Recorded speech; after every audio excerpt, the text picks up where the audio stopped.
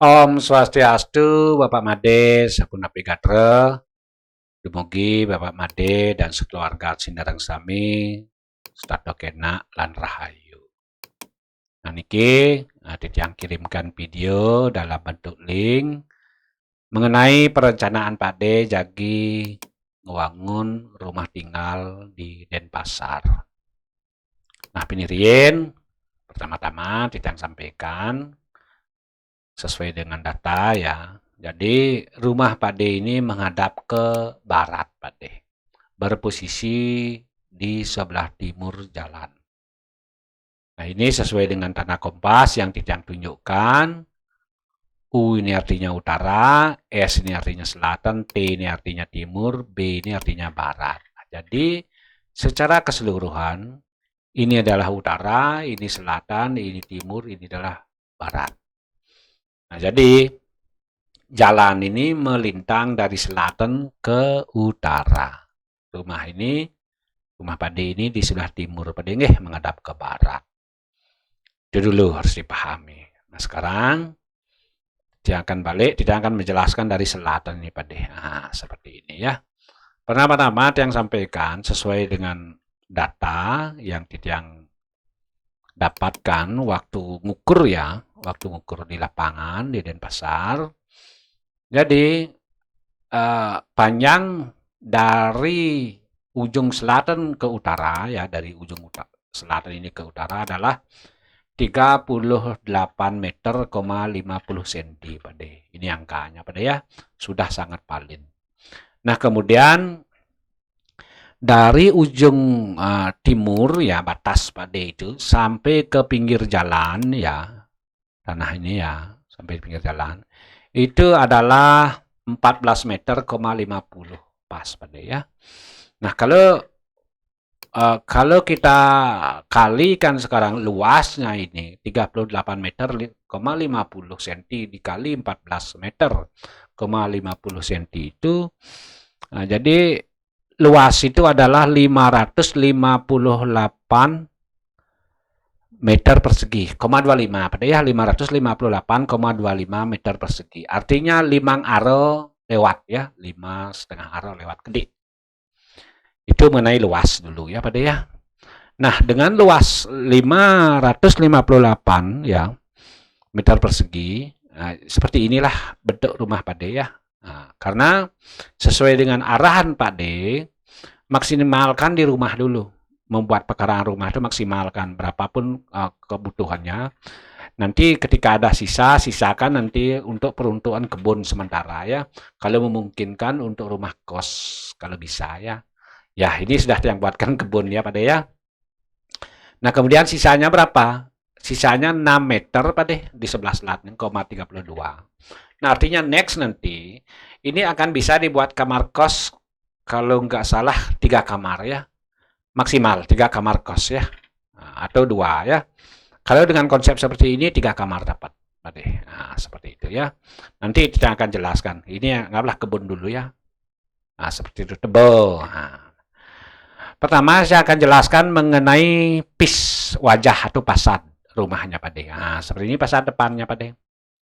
Nah, ini ada tembok penyengker, kemudian ini ada garase ya, tempat masuk ya. Nah, nanti di garase ini ada mobil nanti Pak De. Ah, ini ya. Nah, seperti ini. Yang tutup aja mobilnya dulu nih. Ah, seperti ini. Ada garase, kemudian ada pintu masuk utama ya, Pak De. Model angkul-angkul. Nah, seperti ini model angkul-angkulnya Pak De. Nah, seperti ini. Kemudian mengenai desain temboknya sederhana, simple, Pak De. Tidak ada stil Bali-nya. Nah, jadi minimalis dia ya. Minimalis. Nah, kemudian ini sisi utara Pak De. Nah, sisi utara. Jadi untuk usus yang pas kebetulan di bangunan, tembok bangunan ini sekaligus menjadi tembok penyengker ya Pak De. Nah, seperti itu. Nah ini tembok merajam juga habis, ke utaranya, ke timur juga habis. Nah, barangkali ini akan diganti nanti. Karena tidak terlihat, bagian dalamnya nanti kelihatan stil Bali Pak De. Nah seperti itu. Ganti-ganti. Nah ini tempat timurnya Pak De. Nah ini lagi di rumah utama. Ini rumah utama nih Pak De. Jadi sekaligus dia tuh jadi tembok penyengker ya. Nah, biar nggak mubasir. Biar hemat Pak De. Nah seperti ini. Nah, kecuali ini nanti kalau rumah kos juga sama konsepnya Pak deh. Kalau kita bangun rumah kos, tembok penyangga ini sekaligus menjadi tembok bangunan seperti itu Pak deh. Nah, terus pertama saya akan jelaskan dari sini. Ketika nanti Pak D masuk ya di sini karena ini bisa dilepas apa namanya itu. Nah, pintu masuknya, pintu gerbangnya. Nanti dia bisa digeser sini Pak D ya. Nah, bisa geser nih. Jadi mobilnya masuk ke sini Pak D. Nah, yang taruh aja dulu di sini Pak D ya. Nah, untuk boleh mudah menjelaskan. Jadi di Grasso ini Pak D itu bisa parkir atau naruh mobil di Grasso dan motor di Grasso ya semua. Nah, ini. Mobilnya ini bisa satu mobil dan bahkan 6 motor nih bisa Pak deh. Karena peruntuknya untuk kos nanti di sini ya. Motor-motornya anak-anak kos itu bisa parkir di sini Pak deh. Motornya Pak D dan mobilnya Pak D bisa di sini juga. Nah, konsepnya seperti ini Pak D, masuk di sini. Nanti Pak D bisa masuk dari sini. Nah, seperti ini namanya pintu pintas Pak deh, menuju ke rumah. Nah, seperti ini Pak deh ya, di sebelah dapur. Kalau ada anak-anak kos nanti ini pintu ini wajib. Kalau tidak ada anak-anak kos tidak apa-apa Pak deh. Tidak, pintu ini tidak apa-apa, tidak ada. Boleh ditiadakan. Karena apa? Karena toh juga akan tertutup di sini. Nah, seperti itu. Nanti kalau misalnya mobil masuk, nanti nutupnya di sini nanti ya, Pak ya. Seperti itu. Tutup. Nah, untuk yang ini tanpa pintu pun tidak apa-apa karena sudah tertutup. Itu logikanya, Pak ya. Jadi bisa masuk dari sini, Pak deh. Nah, ini yang Pak ditanyakan kemarinnya. Ada pintu pintasnya enggak? Ada. Niki, Pak deh. Ya, paham ya? Seperti itu mengenai Grasso terlebih dahulu. Nah, kemudian oleh karena Pak D parkir di sini di Grasso, baik mobil maupun motor, nah sehingga angkul-angkul ini, nah angkul-angkul ya, ini pemedalan utama ya. Jadi entry yang utama ini seperti angkul-angkul, naik dia, tidak ada bisa akses motor, tidak bisa. Munag Pak D ya, munag 1, 2, 3, 4. Ini tingginya 80 cm ini Pak D. Karena apa? Karena ada pendinggian di sini. Padahal aslinya ketinggian daripada natar halaman rumah Pak D itu adalah 40 cm dari jalan. Ini jalan ya, ini halaman Pak D. Berapa tingginya? 40 cm Pak D. Nah, ini angka 40 cm Pak D. Sudah yang buatkan ya. Halaman Pak D itu tingginya 40 cm dari, nah ini angka 40 nih. 40 cm dari jalan. Artinya tidak kebanjirin Pak D. Air yang ada di jalan itu tidak akan masuk. Bahkan sebaliknya, air yang Pak D ada di rumah itu akan ke got dia. Nah, seperti itu. Karena menurut hitungan Bali itu, kalau sampai air luar itu masuk ke rumah kita itu dianggap malo Pak D. Sehingga saya siasati dengan peninggian. Seperti itu Pak D ya. Nah, itu mengenai ketinggian halaman natar rumah. Nah, kemudian desain angkul-angkul ini ya dengan motif cangkem kodok Pak D. Ada munur ya. Ini ada telajaan Pak D nggih. Nah, jadi munur. Nah, kemudian setelah mundur jadi kan lapang kelihatannya kalau kita mundur kan. Coba bayangkan kalau lurus misalnya ini. Jadi ya gimana ya agak kurang elok lah kelihatannya nggih. Seperti itu. Nah, kemudian di depan angkul-angkulnya di telajaannya ada namanya pelinggih Pak D yang merah nih nggih. Ini namanya pelinggih lebuh Pak D. Posisinya sudah benar sesuai dengan pakem Bali. Pelinggih lebuh ini ya lebuh ya. Nah, ini pelinggih lebuh ya. Bentuknya seperti padmo kecil di telajaan. Yang berstana di sini adalah kalau sang kita kalau raja Pak D. Jadi disinilah kita ngatur ngararapan, ngatur segahan, ngatur sesajennya agar kalau itu yang namanya dengan bisa ke sang kita kalau raja itu tidak mengecoh kita, tidak masuk dia ke rumah kita, sehingga kita tidak kalon terprediksi lah karena habitat kalau ini memang di alam, kita sediakan alam seperti ini. Ini namanya wilayah propan alam ya pada ya. Nah, seperti itu sang kita kalau raja di lebuh ini ya posisinya sudah benar. habitatnya sudah benar. Nah, kemudian kita masuk sekarang naik ya ke tangga niki Unak ya. Candi Watu Segaro Gunung. Lambang kesejahteraan Pak Unak ya. Candi Watu Segaro Gunung ya. Nah, seperti itu ya. Nah, kemudian di sini konsepnya Angkul-Angkul ini agak beda dikit Pade, unik kelihatannya Pade. Nah, ini desain yang tidak ada, yang lain belum ada ya. Di sini ada patungnya. Patungnya bebas Pade. Kebetulan saya punya template patung Ganesha, saya kasih patung Ganesha. Padahal sebenarnya boleh patung orang, boleh patung singa, boleh patung apa namanya nih ke merdah tualen boleh juga, apa aja boleh pada ya, silahkan pilih nanti sesuai selera Pak Made. Nah, kemudian di samping-sampingnya ada tempat membanten lagi Pade. Nah, lubang nih kayaknya Pade. Nah, ini kanan dan kiri. Siapa yang berstana di sini? Kita membantu di sini. Di sini yang berstana adalah Mahokalo yang di sini yang di kanan. Ini kanan dari objek ya. Mahokalo, kemudian di sini adalah Adikalo. Nah, jadi kalau itu memang habitatnya di sini. Kenapa di sini? Agar beliau tidak masuk ke pekarangan kita. Disinilah kita ngatur sesajen atau segah atau harapan. Agar kalau itu tidak masuk. Seperti itu Pak ya. Jadi di sini Mahokalo, di sini Adikalo. Nah, kalau ibu biasanya mesegah ya, Klion, nuju Klion ya. Di sini mesegah ya. Di sini Sunyo Kalo ya, Sunyo Kalo. Seperti itu ya. Nah, kemudian masuk sekarang, masuk tinggi ya. Nah, ini kita tidak langsung ke halaman, ketemu aling-aling. Nah, kalau kita perlihatkan dari belakang, nah ketemu aling-aling. Jadi masuk dulu dari barat, keluarnya ke utara apa deh? Nah, seperti ini ya.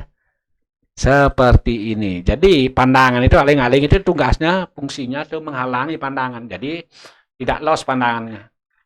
Kalau kita berdiri di sini, tidak loss ya. Rumah itu tidak akan terlihat langsung. Yang terlihat apa? Aling-aling yang terlihat. Secara skala menghalangi pandangan. Secara skala menghalangi juga aura negatif atau malau-malau itu. Sehingga di sini di patung ini ya ada simbol yang kita membanten juga. Kalau di sini juga melinggih atau berstana ya. Sang Doro Kalo ya. Nah, jadi bisekonya Sang Doro Kalo inilah batas terakhir kalau itu boleh masuk ya Pak ya. Nah, seperti itu filosofis makna dan fungsi aling-aling. Nah, kemudian bagi yang jelaskan oke. Back sekarang mengenai pintu pintas dari Grasso seperti ini Pak De. Nah, pendek dia Pak De ya. Jadi begitu parkir Pak De baik bawa motor maupun mobil nanti Pak De tidak usah lagi kembali. Tidak usah lagi kembali keluar ya Pak De ya. Nah, cukup Pak De lewat jalan pintu pintas ini yang sudah yang sediakan ini. Nah, seperti itu Pak De. Ini tampilannya pintu pintas. Kalau dia anggap ya, Pak De parkir mobil di sini ya. Tinggal tutup pintu, kemudian masuk ke sini. Udah nyampe di rumah ya. Seperti itu Pak De. Nah, kemudian ada dapur Pak De. Dapur ini dapurnya. Jadi ini privasi tempat memasak. Ada apa aja di dapur? Nah, di dapur ini tentu tempat masak Pak De. Masak besar Jadi di sini ada sudah lengkapi dengan apa ya? Nah, apa yang kecil? Kompor, wastafel, kitchen set. Nah, ini kitchen setnya banyak ya. Nah, kemudian ada kulkas juga. Pokoknya kebutuhan dapur lah. Semua terakomodasi di sini. Nah, itu untuk tempat masak besar namanya. Tempat masak besar. Nah, kemudian di sampingnya, samping timurnya ada tempat dining room namanya apa deh? Untuk dinner ya. Makan bersama keluarga atau semeton Pak De ya. Jadi kan nggak enak ada tamu Pak De yang datang dari jauh. Misalnya kalau kita makan bersama nggak enak tentu. Ada semacam krisis lah masuk ke kamar ya. Tentu di sini kita ada makan. Enak di sini. Jadi multifungsi bisa untuk sehari-hari, bisa untuk berkala seperti itu ya. Karena di sini ada jendela juga. Makan-makan yang sudah matang, yang sudah siap saji itu ya. Bisa lewat pintu ini, jendela ini ya. Kita masukkan dari sini. Ibu nanti memasukkan makannya di sini langsung nyampe ke meja. Nah, seperti itu ya. Nah, kemudian yang tidak kalah penting pada di belakang dining room ini, di belakang ruang makan ini ya, ada gudang, warehouse ya. Jadi gudang ini tempatnya perabotan ibu-ibu. Banyak sekali ibu-ibu punya perabotan ya. Tanya aja ibu nanti, pasti banyak banget. Pokoknya, waduh, tidak bisa dihitung. Nah, harus kita sediakan fasilitasnya biar nggak berantakan. Di sini kita sediakan. Ada, tapi tersembunyi. Nah, tidak terlihat ya. Dibutuhkan. Ini kebutuhan yang sangat urgent sebenarnya gudang itu. Tapi tidak terlalu kelihatan dia. Ini tempatnya pada sudah disediakan gudang. Perabotan ibu-ibu ya. Nanti kalau ini tidak disediakan malah nanti perabotnya kemana-mana nanti ya. Nah, seperti itu. Nah, sekarang di sebelah timurnya dapur ada toilet eksternal namanya Pak Deh. Ini dia Pak Deh nggih. Toilet eksternal nanti kalau Pak Deh ada acara keluarga misalnya tentu semeton teman-teman banyak yang datang kan tidak enak kalau mau ke kamar kecil ke kamar walaupun sudah ada di dalam kamar ya. Jadi ini lebih elegan ya. Nah, seperti itu. Ini juga ada tempat jemur seperti itu. Kebutuhannya ini memang betul-betul dibutuhkan tapi tidak terlihat, tidak terekspos Pak De. Itu maksudnya privasinya ya. Nah, seperti itu Pak De. Nah, kemudian dapur sudah ya. Graso sudah. Dan ini ya, toiletnya sudah. Nah, sekarang rumah utama Pak De. Nah, jarak terutama. Jarak rumah utama dan dapur ini sudah melalui proses penghitungan sesuai Stokasalo-Kasali. Sehingga bangunnya tidak ada saling menyamping atau tertindih atau tumpang tindih ya Pak ya. Karena sudah melalui proses penghitungannya. Stokasalo-Kasali seperti itu. Begini pis atau wajah dari tampak barat Pak. Nah, seperti ini ya. Pintu gebyognya sudah yang hilangkan. Kemudian juga ada pintu samping Pak karena dajan-dajan ini ya keluar ya. Ini pintu sampingnya Pak. Nah, justru di sini akan banyak aktivitas nanti. Ibu ya, aktivitasnya ibu-ibu menjahitan atau ngapain begitu. Di sini ini akan sangat apa ya istilahnya nanti di sini bahkan di sini senternya nanti kegiatan. Matanding, ngapain kayak ya banyak kerjaan istri-istri itu. Seperti itu Pak De. Nah, itu mengenai apa namanya posisi bentuk fasad daripada rumah utama. Istilahnya tenggak penyu nih Pak Deng, tenggak penyu. Nah, kemudian apa saja ada di dalam? Yang tidak akan mereview di dalam. Yang pasti di dalam terdiri dari 3 kamar. Nah, 2 untuk kamar tidur, ya 1 lagi untuk kamar suci. Sesuai dengan arahan Pak De. Nah, kemudian ada living room atau ruang keluarga Pak De ya. Kemudian ada toilet, kemudian ada dapur bersih namanya. Untuk masak mie, rebus air. Nah, seperti itu. Pokoknya dapur bersih itu masak-masak ringan ya. Karena masak-masak besar itu sudah di dapur utama tadi. Seperti itu Pak De ya. Itu mengenai fasilitas yang ada di rumah utama. Fasadnya sudah, posisinya sudah, ya, isinya sudah, lagi ya, udah, oke. Nah kemudian di sebelah utaranya rumah utama adanya Balai Bali, namanya Balai Bali ini Saka Ulu, apa itu Saka Ulu? Bangunan Bali yang memiliki jumlah tiang 8 itu disebut Saka Ulu. Seperti ini bentuknya tampilnya. Nah seperti ini Pak Deng. Nah, mana sakonya 9, 1, 2, 3, 4, 5, 6, 7, 8 ya. 8 jumlahnya ulu itu 8 ya. 8. Nah, seperti ini tampilnya. Ini adalah balai dangin, Pak De. Bukan balai dajo ya. Ini balai dangin namanya. Karena hitungnya dari senter, dari tengah. Fungsinya apa? Ini tentu fungsinya sangat banyak sekali. Tempat melakukan di samping kegiatan sehari-hari ya. Melakukan prosesi perkara manusianya, misalnya mencelu bulan, moton, magelang, tatah, mesangi, atau bahkan kematian. Nah, seperti itu ya. Nah, ini fungsinya. Atau barangkali bisa pakai parikrama wiwaho. Nah, seperti itu ya. Acara keluarga dan lain sebagainya. Banyak sekali fungsinya. Apalagi sehari-hari, wah. banyak banget. Oke. Nah, seperti itu mengenai jarak Pak Deh, posisi daripada Saka Ulu ini dari belakang, dari rumah utama, dari manapun sudah melalui proses penghitungan Asto Kosalo Kesali. Yang tidak jelaskan itu ya, karena angka nanti akan menjelaskan Pak Deh. Pada intinya sudah melalui proses penghitungan supaya kembali. Nah, kemudian di utaranya Padmo, di utaranya Bali atau Saka Ulu ada Padmo. Ini namanya Pringgi Suryanata. Tidak ada unsur kayu pada ya, bentuknya seperti Padmo. Ini adalah Pringgi Suryanata kalau seperti di Tabanan pada.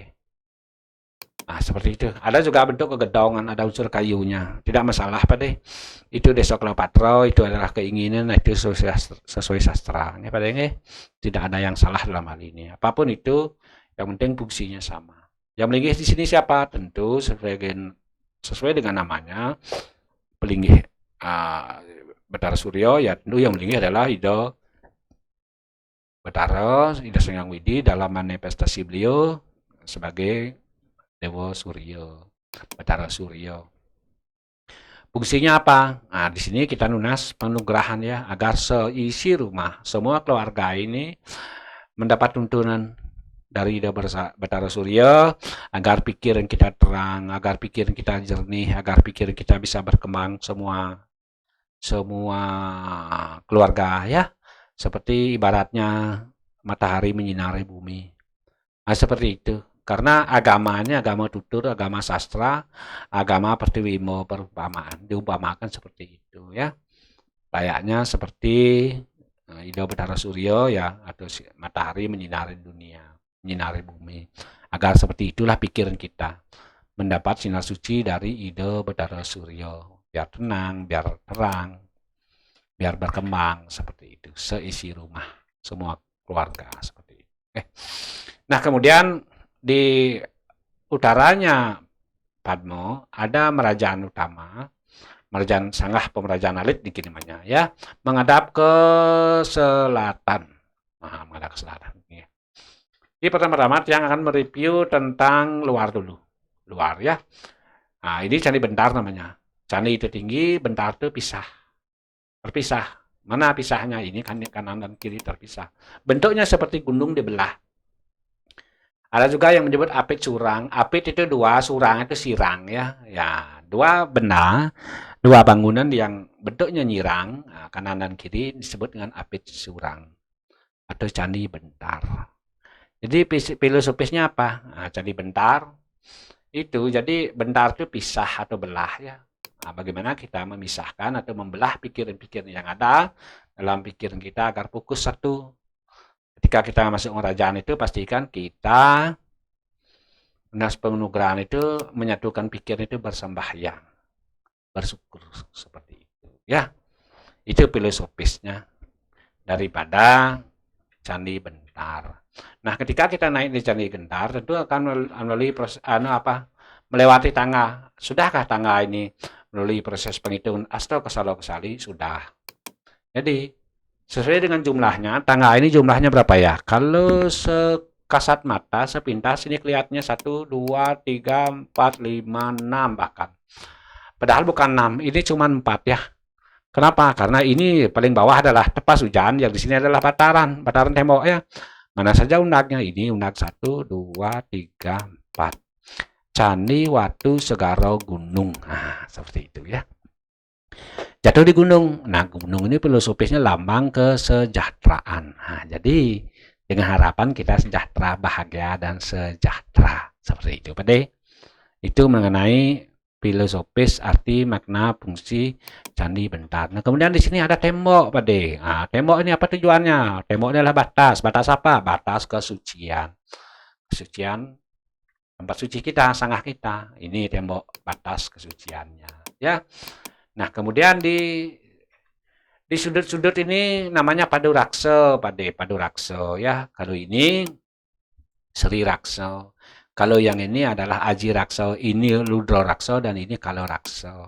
Dan yang di tengah ini adalah Durga Raksa. Sehingga Panca Raksa ini seperti saling bahu-membahu, membentangkan tangan menjaga kesucian Rajan Sanggah Raksa-Raksa ini ya.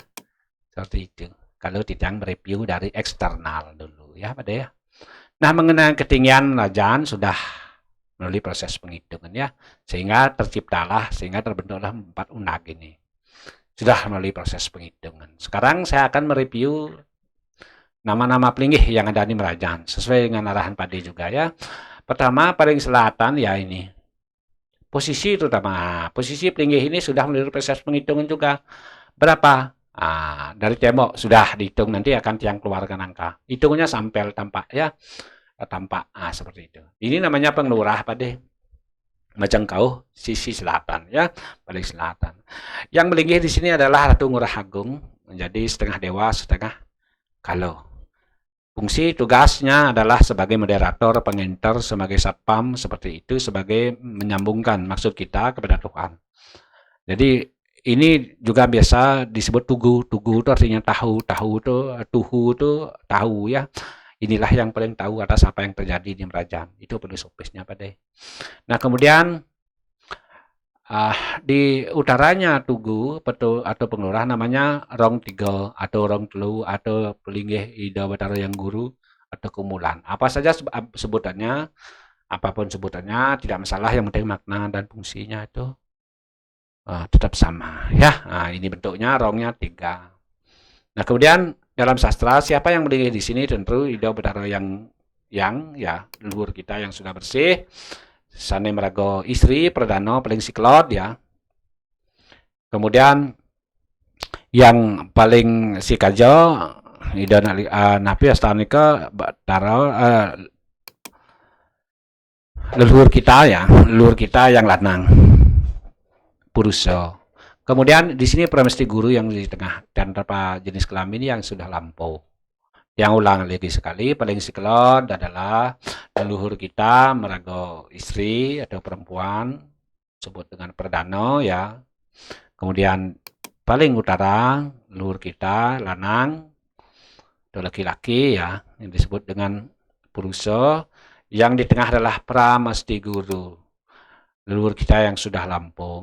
Nah kemudian di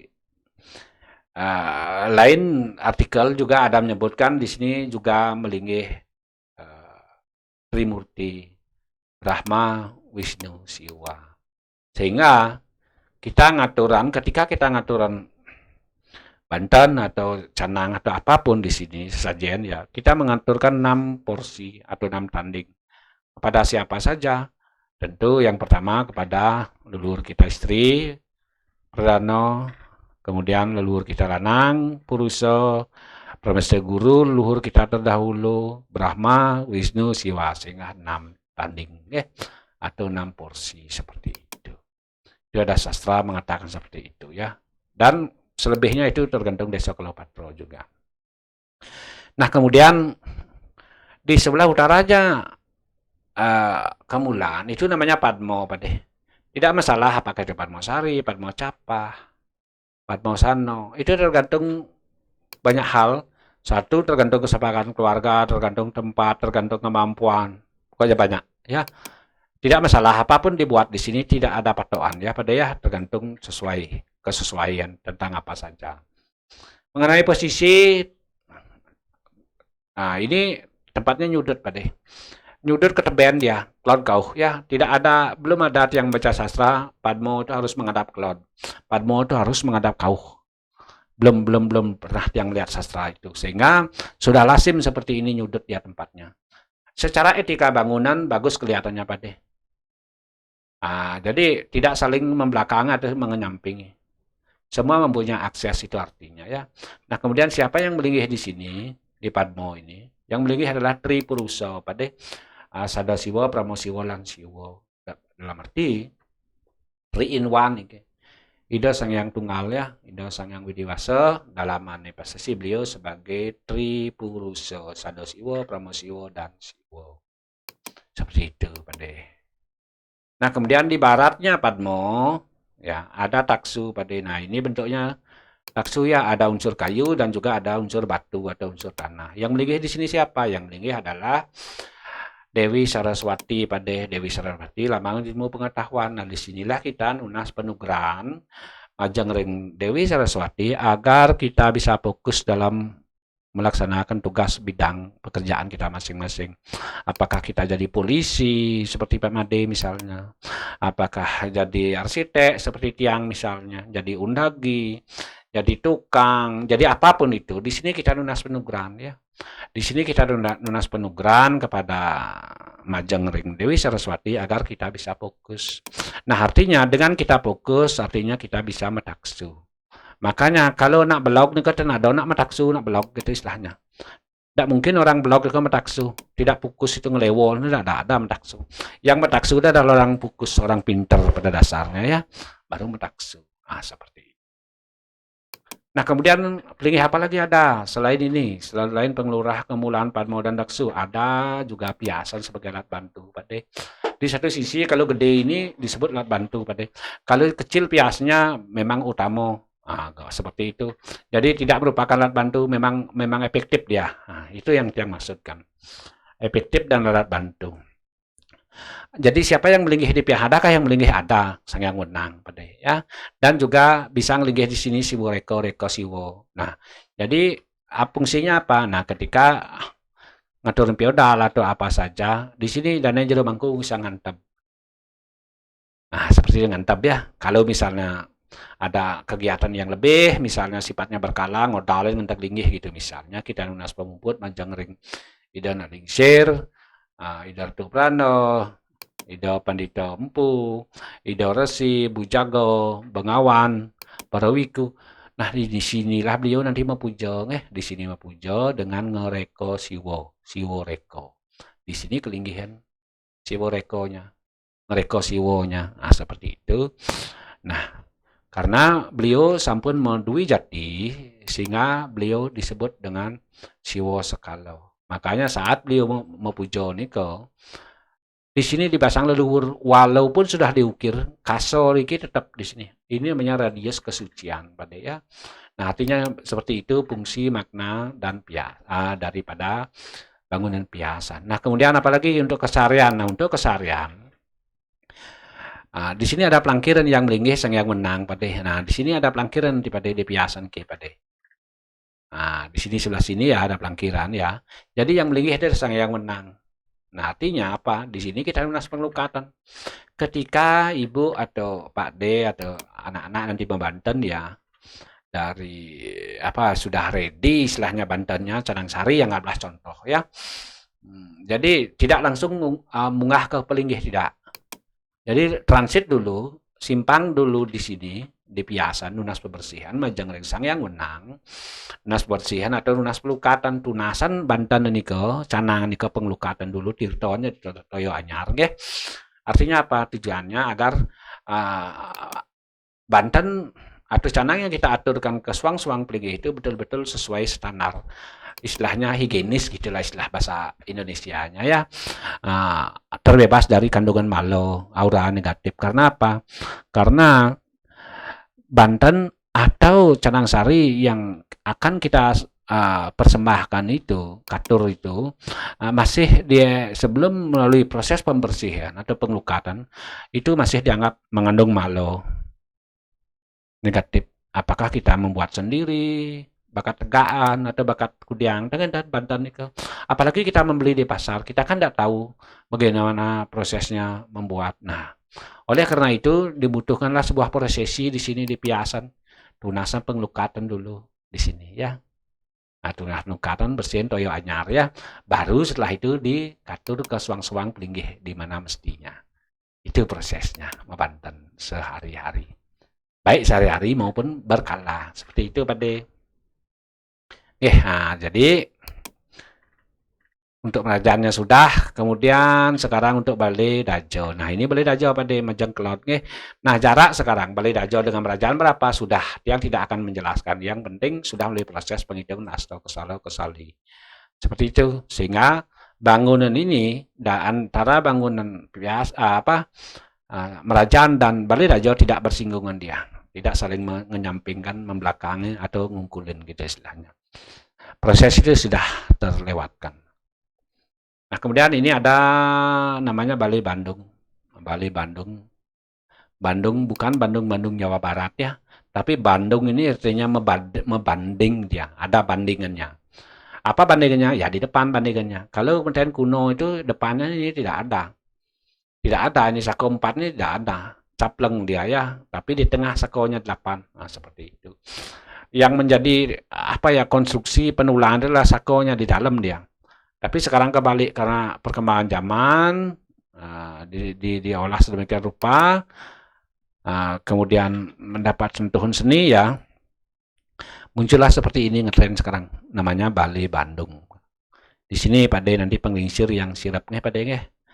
Nah, seperti itu. Fungsinya apa? Ya, secara kembali tentu di sini tempat acara parum keluarga, tempat gedong nak lingsir seperti itu. Parikrama wiwaho juga, perembuk keluarga bisa juga di sini. Banyak sekali nggih Pak De nggih. Seperti ini ke.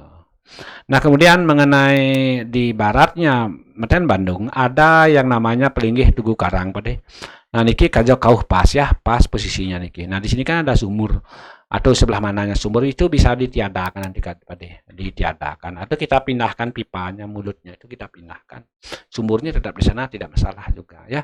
Kalaupun tidak akan digunakan nanti lebih baik di Hulu Gajah biar tidak membahayakan. Karena kalau nggak salah di sini ada sumur kemarin ya, ada sumur seperti itu ya. Tidak masalah Pak De. Nah, di sini Tugu Karang ini yang melinggih adalah Sang Kaloraksa. Di sini kita ngaturan sesajen ya. Sang Kaloraksa ini sang ngaturan sesajen. Nah, mohon lindungi kami sekeluarga, seisi rumah ini agar kami aman, nyaman, terkendali. Gemuh ripah loji dawi, tato titi tentrem raharjo. Gitu misalnya. Atau barangkali pada kilangan meri misalnya, kilangan bebek, kilangan siap, atau kilangan pis, atau kilangan bungkung gitu misal. Nah, Pade di sini bisa mesesangi sang Kaloraksa, yen pet prade bakat tiang bungkung tiang atau meri tiang atau gelang tiang ulung dikanya yang sanggup ngaturin tipat make kelan mau ulam taluh gitu misalnya. Kenapa? Karena lasimnya memang di sini kita mesesangi ngaturin wangi nggih. Karena beliau sang Kaloraksa ini anggap paling tahu tentang apapun yang terjadi. Baik di sini maupun di Tugu. Karena itulah sapam. Ya, seperti itu filosofisnya. Kalau dengar-dengar nak lingsir pidan, begitulah ya. Bahkan saya pernah mengalami memiliki pengalaman yang unik ya. Karena dulu ngajang nih susah ya. Ngajang itu susah apalagi betalo yang sengaja hilangkan merinya atau tiang kaben tiang merin tiang mensangi memen tiang nyak bakat yang merin tiang sanggup ngatur tipat kelan dengan cara ngengkaban bebek payulah tiang ngajang betalo bejapnya bangi bebek nih ngengkaban nak macano sehingga seperti itu maksudnya ya ada pengalaman unik. Jadi angan menggeguyon pada ya seperti itu. Jadi dianggap maha tahu lah pada kesimpulannya sang Kaloraksa. Nah kemudian mengenai bangunan lain apa Jineng di center pada niki lebang Jineng sekali taban pada kan paham ya seperti ini. Jadi Jineng ini merupakan bangunan suci juga pada yang melinggih adalah Dewi Sri atau Dewi Umo pada ya. Jadi bangun suci niki. Nah di sini dulu dipakai nyimpan gapah seperti itu.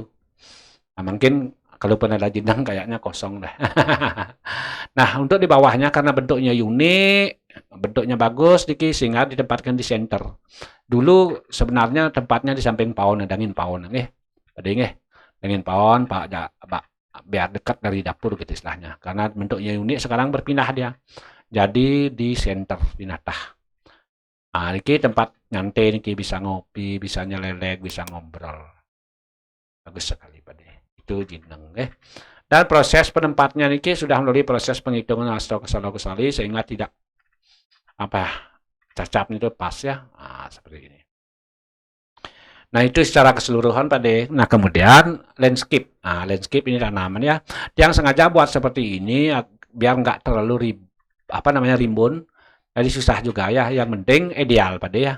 Jadi kalau terlalu rimbun nanti susah juga pemeliharaannya, keseharian itu susah juga ya. Jadi paling tidak kita tidak kekurangan O2, oksigen. Jadi sirkulasi yang namanya penyerapan dan penghasilan penyerap CO2 itu biar ada yang menyerap dan kemudian menghasilkan oksigen O2. Enak dayuh di rumah ya, sejuk seperti itu Pak De. Nah, seperti ini desainnya, ada natahnya dan ada kebunnya. Tidak numplak kebun saja ya. Nah, jadi ideal dia, profesional gitu. Nah, itu sepintas Pak D mengenai tata ruang dan letak rumah bangunan Pak D. Nah, ketika nanti misalnya begini Pak D, nah, jadi sebelum membuat rumah kos di sini bisa Pak D bercocok tanam Pak D.